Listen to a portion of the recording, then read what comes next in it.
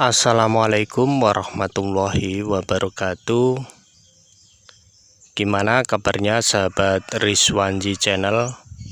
Semoga kalian semua baik-baik saja, selalu dalam keadaan sehat walafiat dan tanpa kekurangan sesuatu apapun ya lur ya.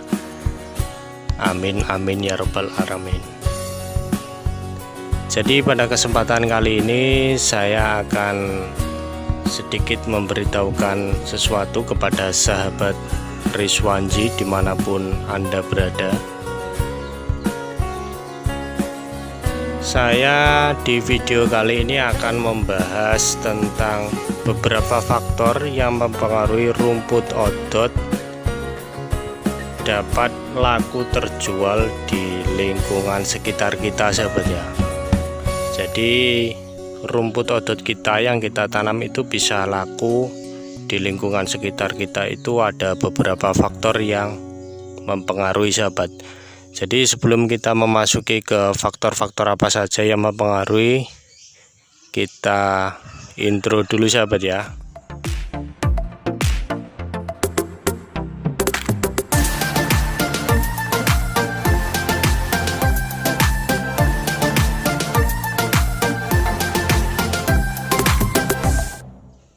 Oke, setelah kita intro sejenak, faktor yang mempengaruhi pertama yaitu tentang banyaknya penduduk sekitar yang mempunyai ternak sahabat.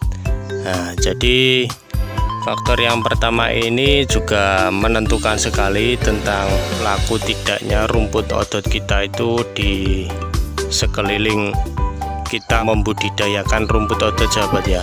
Jadi kalau seumpama penduduk di sekitar rumput odot tersebut banyak mempunyai ternak, otomatis kemungkinan besar 50% dari rumput odot yang kita tanam maka akan dibutuhkan oleh lingkungan kita atau peternak-peternak yang ada di lingkungan kita sahabat. Jadi seperti itu sahabat ya. Terus untuk faktor yang selanjutnya atau yang kedua, yaitu untuk faktor yang kedua menurut versi Rizwanji sahabat ya, menurut pengalaman ini, yaitu ketika atau mulainya musim tanam padi sahabat. Nah, jadi penjelasannya seperti ini sahabat. Kenapa kok musim tanam padi saya masukkan ke sini? Soalnya saat musim tanam padi biasanya rumput-rumput yang ada di sekitaran sawah atau galangan sawah itu biasanya diobati oleh petani-petani sahabat. Nah, karena petani-petani juga tidak mau ambil pusing sahabat ya, karena gulma-gulma ini yang menyerang seperti rumput-rumput ini itu bisa mengakibatkan padi juga sulit untuk tumbuh sahabat. Makanya biasanya sebelum tanam padi atau mulai musim tanam padi itu rumput-rumput biasanya disemprot menggunakan pestisida sahabat supaya mati. Jadi penduduk atau para peternak kesulitan untuk mencari rumput, dan ujung-ujungnya rumput yang kita tanam kemungkinan bisa laku terjual. Jadi seperti itu sahabat ya. Untuk faktor yang ketiga yang mempengaruhi keberhasilan atau laku tidaknya rumput yang kita tanam, yaitu tentang musim kemarau sahabat. Nah, saat musim kemarau otomatis atau biasanya rumput-rumput yang ada di ladang itu juga sulit sekali untuk tumbuh karena kurangnya hujan ataupun kurangnya penyiraman sahabat. Jadi kalau seumpama sahabat mempunyai rumput yang sahabat budidayakan seperti yang ada di hadapan sahabat ini, otomatis kandungan airnya pun bisa sahabat jaga supaya rumputnya bisa tumbuh subur dan bisa kita jual selanjutnya sahabat ya.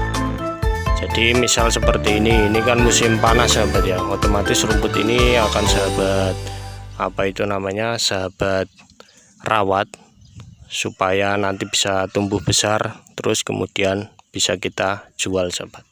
Jadi seperti itu ya sahabat ya.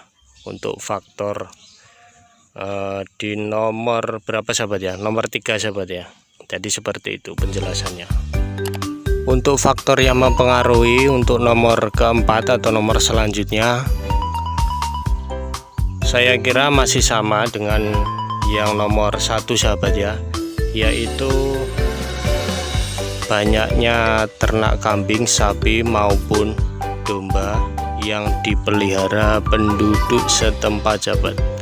Jadi masih sama sahabat ya, sama penjelasannya dengan nomor yang pertama atau nomor 1, yaitu kalau penduduknya atau penduduk di sekitar sahabat menanam rumput odot itu banyak yang mempunyai ternak, terutama ternak kambing, sapi maupun domba, itu otomatis keberhasilan terjualnya untuk rumput odot itu semakin tinggi sahabat.